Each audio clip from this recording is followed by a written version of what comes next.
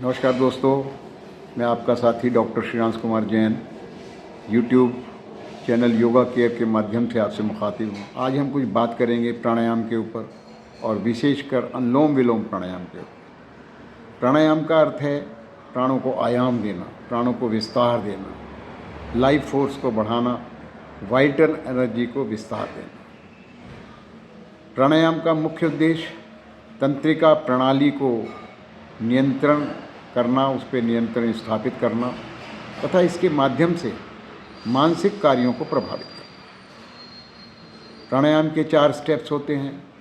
पूरक श्वास को भरना, भर के श्वास को रोकना कुंभक, श्वास को बाहर निकालना रेचक और बाहर निकाल के रोकना बाह्य कुंभक। अनुलोम विलोम में केवल पूरक और रेचक किया जाता है, कुंभक की क्रिया नहीं की जाती। प्राणायाम अनुलोम विलोम को जीवन की संजीवनी यदि कहा जाए तो कोई अतिशयोक्ति नहीं है। शायद ही कोई ऐसा व्यक्ति होगा जिसने अनुलोम विलोम के नाम को न सुना होगा। इससे पहले मैं आपको अनुलोम विलोम के बारे में बताऊं,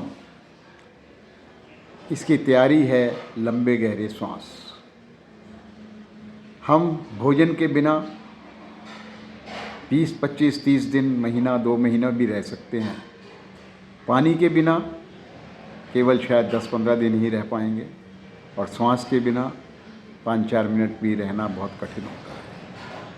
इतना आवश्यक जुज़ है हमारे शरीर को चलाने के लिए, फिर भी हम इसके बारे में कितना जानते हैं, आइए विचार करते हैं। बच्चा जब पैदा होता है वो सही तरीके से श्वास लेता है, मतलब श्वास को जब लेता है तो उसका पेट फूलता है और श्वास जब छोड़ता है तो उसका पेट अंदर की ओर पिचकता है। लेकिन वयस्क होने पर यह क्रिया उल्टी हो जाती है। जब हम श्वास लेते हैं तो पेट अंदर की ओर दबता है और श्वास छोड़ने पे बाहर की ओर निकलता है। लेकिन हम यदि नियमित अभ्यास के द्वारा ठीक तरीके से श्वास को लेना प्रारंभ करें तो कुछ दिनों में हम सही तरीके से ले पाएंगे।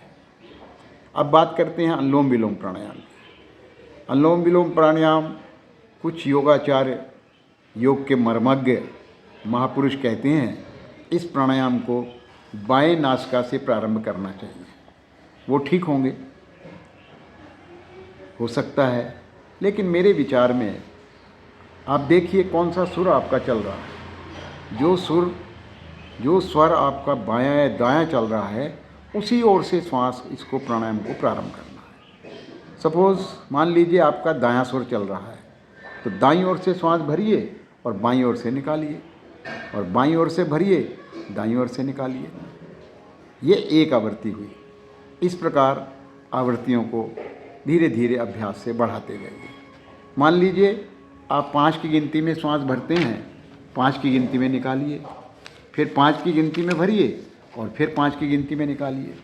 धीरे धीरे इसको करते जाएं और जब अभ्यास हो जाए इस लेने और छोड़ने के समय को बढ़ा सकते हैं। ये एक बहुत ही चमत्कारिक प्राणायाम है।